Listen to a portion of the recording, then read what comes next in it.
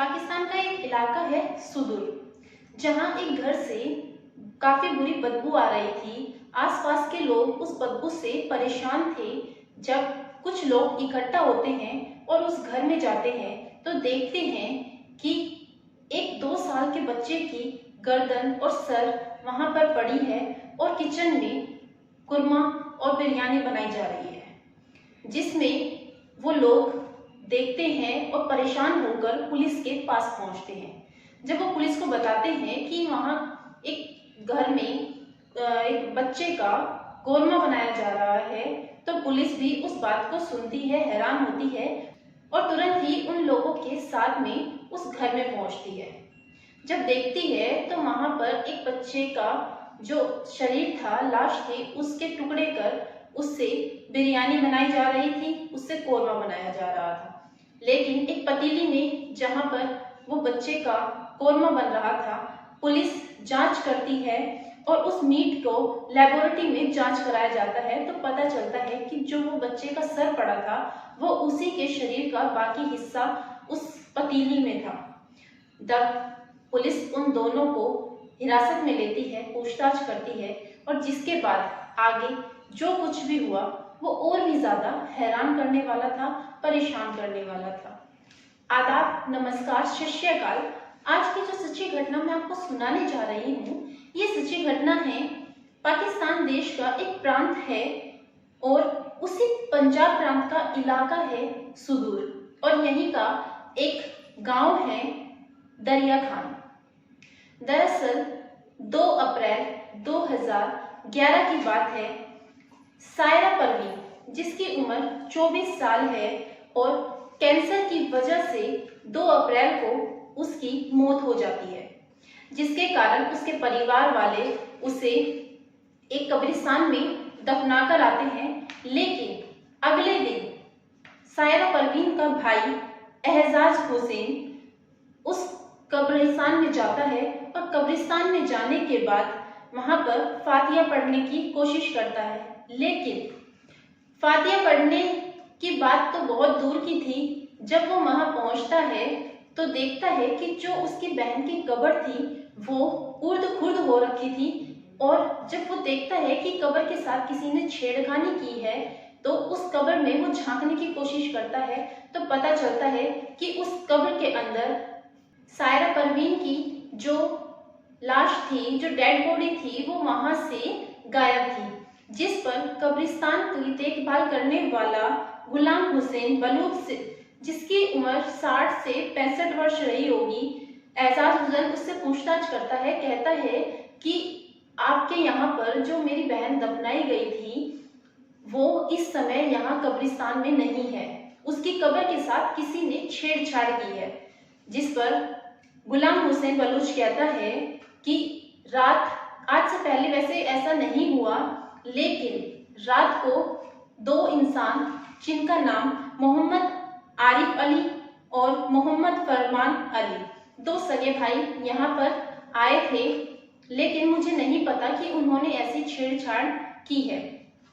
जिस पर एहजाज हुसैन पुलिस के पास पहुंचता है और पुलिस के पास पहुंचने के बाद वो कहता है कि मेरी बहन की कब्र के साथ में छेड़छाड़ हुई है, और बताया गया है, कब्रिस्तान के जो मालिक है, जो देखरेख करने वाला है, उसने बताया है कि 2 इंसान वहां पर आए थे और उन्होंने शायद कब्र के साथ छेड़छाड़ की होगी।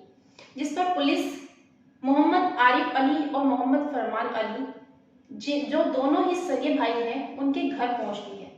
जब पुलिस वहां घर पर पहुंचती है तो देखती है कि दोनों भाइयों के घर में बिरयानी और कोरमा बनाने की खुशबू आ रही थी। जिस पर पुलिस उनके किचन तक पहुंचती है और किचन में पहुंचने के बाद देखती है कि एक बोरी में एक महिला की लाश पड़ी हुई है, उसका शरीर था। जब वो उस शरीर को निकालने की कोशिश करती है बोरी से, तो वो देखती है कि जो वो लाश थी वो सायरा परवीन की थी। सायरा परवीन की लाश को जब बोरी से निकाला जाता है तो सायरा परवीन के जो पैर थे वो दोनों काट दिए गए थे और उनकी बिरयानी और कोरमा बनाकर वो खा चुके थे। लेकिन एक तरफ पतीली में जहां पर कौरमा बन रहा था तो पुलिस देखती है कि उस पतीली में क्या बनाया जा रहा है। जब उस कौरमे की लेबोरेटरी में जांच करवाई जाती है तो पता चलता है कि वो सायरा परवीन का ही शरीर का हिस्सा था। जब दोनों भाइयों से पूछताछ की जाती है तो वो बताते हैं कि सितंबर 2010 से वो लगातार यही काम कर रहे हैं, वो इंसानी मांस खाते हैं। पुलिस उन दोनों भाइयों को गिरफ्तार करती है और गिरफ्तार कर उन्हें जेल भेजती है। लेकिन जब कोर्ट में ये मुकदमा जाता है तो जज भी हैरान थे कि ये इंसान इंसानी मांस खाते हैं, आज से पहले ऐसा कभी सुना ही नहीं था। लेकिन जज को समझ में नहीं आ रहा था कि वो उन्हें क्या सजा दें, क्योंकि पाकिस्तान में गोश्त खाना कोई बड़ी बात नहीं है, उनके लिए ये एक आम बात थी। फिर जज उन्हें इंसानी गोश्त खाने के मामले में 2-2 साल की सजा सुनाते हैं और 50-50 हजार का जुर्माना लगाते हैं। जब वो दोनों जेल में जाते हैं, मोहम्मद आरिफ अली और मोहम्मद फरमान अली, जिन दोनों की उम्र एक की 34 और एक की 35 साल थी, दोनों भाई दिमागी तौर से कमजोर थे, जिसके कारण 2 साल तक जब तक वो जेल में रहे, किंग एडवर्ड्स मेडिकल कॉलेज में उनका इलाज लगातार चलता रहा। 2 साल की जब तक सजा पूरी हुई वो लोग बाहर आते हैं। लेकिन कुछ समय बाद 13 अप्रैल 2014 की बात है, जब उस घर में से बदबू आती है और बदबू आने के कारण कुछ लोग परेशान होते हैं और एक परिवार जिसमें ऐसा था कि जिसने अभी हाल में जिसके 2 साल के बच्चे की मौत हुई थी और उसे कब्र में दफनाया गया था। लेकिन जब वो कब्र पर पहुंचते हैं और कब्र में उनका बच्चे की शरीर नहीं मिलता तो वो लोग परेशान होते हैं और दोबारा से पुलिस के पास पहुंचते हैं। उधर मोहल्ले वाले उनकी दोबारा से रिपोर्ट करते हैं। पुलिस दोबारा से जब उस घर में पहुंचती है दोनों सगे भाइयों के, तो देखती है कि एक गर्दन जो उनके घर में रसोई में पड़ी हुई थी और उधर पतीली में फिर से कुछ न कुछ एक खाने का सामान बनाया जा रहा था। दोबारा से लेबोरेटरी जांच की जाती है।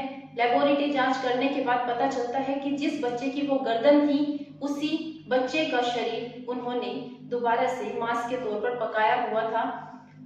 ये दोनों भाई इंसानी मांस को अपने स्वादानुसार पकाते थे और खाते थे। लेकिन पुलिस ने फिर से इनको गिरफ्तार किया और गिरफ्तार करने के बाद पंजाब आतंकवादी निरोधी दस्ते में कार्रवाई करवाई। वहां पर इन्हें 12-12 साल की सजा सुनाई गई।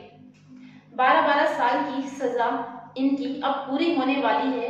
2025 में इनकी सजा पूरी होने के बाद ये दोनों भाई बाहर आ जाएंगे।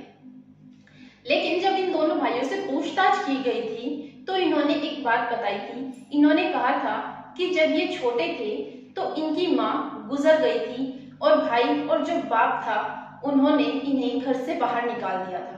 इनके पास खाने के लिए कुछ भी नहीं था, लेकिन कुछ दोस्त, कुछ लोग ऐसे थे जिन्होंने इनको ये कहा था कि अगर तुम इंसानी मांस खाओगे तो तुम्हारे अंदर ताकत भी आएगी और क्या पता कुछ शक्तियां भी आ जाएं, जिसके कारण इन्होंने इंसानी मांस खाना शुरू किया था। लेकिन ये एक शुरुआत थी और इन्हें इंसानी मांस खाने में मजा आने लगा और ये इनका एक पेशा बन गया जो इन्होंने शुरू किया था।